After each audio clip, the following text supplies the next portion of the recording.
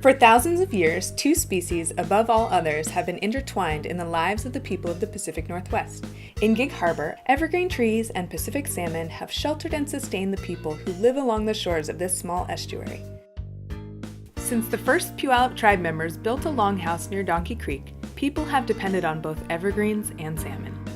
Donkey Creek served as a gathering place with large communal fires for drying meat, fish, and shellfish. Plentiful evergreens grew in the softly sloped watershed of the creek. Cedar trees were particularly useful because their fibrous bark could be woven into nets or baskets, and their wood made excellent shelters, being naturally resistant to insects and rot. These resources helped the Puyallup people thrive for many years. During the 1800s, Gig Harbor saw increased development, bringing a rise of logging and fishing to the area. Donkey Creek got its peculiar name from the donkey engine that was used to haul logs into the estuary where they were floated in rafts and sold. In the 1880s, a trestle bridge was built across Donkey Creek to connect the downtown area to the northern part of Gig Harbor. In 1950, the creek was filled in and was forced to flow through a culvert over 300 feet long. This construction greatly impacted the salmon in the estuary. The calming pools of water the salmon used to rest had turned to fast-flowing water, and the swim upstream turned into a fighting struggle for returning salmon. In the 1970s, the Gig Harbor Commercial Fishermen's Civic Club began supplementing the salmon population through the use of remote site incubation in an effort to restore the salmon population in the creek. By taking advantage of the salmon's life cycle, they could boost the natural salmon runs and greatly increase the yield. Since then, the club has been monitoring the growing salmon runs at Donkey Creek.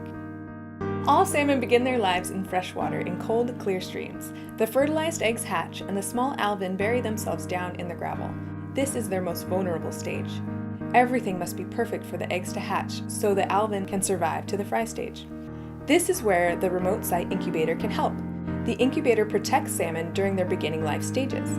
When salmon eggs are in their eye stage, their eyes peer out at you through their translucent egg casing. And it is during this stage that the eggs begin their journey from the local state hatchery to the creek. At the creek, about 1 million eggs are filled into trays in 13 barrels. The creek water flows through the barrels, keeping the eggs cool and oxygenated, but also safe. Hazardous sediments are filtered out from the water, and tight lids ward off unwanted predators. When it is time, the salmon will be carried out of the stream where their lives will be identical to their wild counterparts. They will travel out into the estuary, where they will acclimate to the saltwater and begin their journey to the Puget Sound and Salish Sea.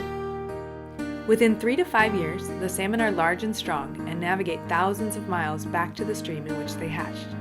Each November, hundreds of chum salmon fight their way back to Donkey Creek. Their journey is a trying one, and many salmon become beat up along the way. In addition to the efforts of the Fishermen's Club, the City of Gig Harbor began a restoration project in 2013 to help the salmon return to Donkey Creek. The project rerouted the road and built a bridge that opened the stream, creating a more natural bottom with bends and curves where tired salmon could rest and regain the strength necessary to make it to the spawning grounds. For chum salmon, mating occurs in the late fall, which is much later than most species of Pacific salmon. After spawning, the pair will die. However, even in death, salmon contribute to their thriving ecosystem. Their carcasses provide nutrients to other animals like gulls, ducks, foxes, raccoons, and bears. The nutrients consumed by these animals are carried and deposited far from the ocean, affecting the lives in other ecosystems as well. Salmon carcasses also enrich the soil with nutrients that evergreen trees use to grow stately and tall. Because of salmon, trees growing alongside salmon streams can grow at 3 times the rate of trees growing beside streams without fish. With this growth, trees can grow tall enough to shade the creek, where the new salmon eggs wait patiently for the spring. When it's time, they'll hatch and a new salmon cycle will begin. Restorations like this one can only take place if the community is behind the effort. The City of Gig Harbor has done a great thing by opening up the creek, but it is the people of the local community that make the project successful. Each year, at the annual Donkey Creek Chum Festival, citizens gather to celebrate the returning of chum salmon with fish printing, kayak races, and chum burgers.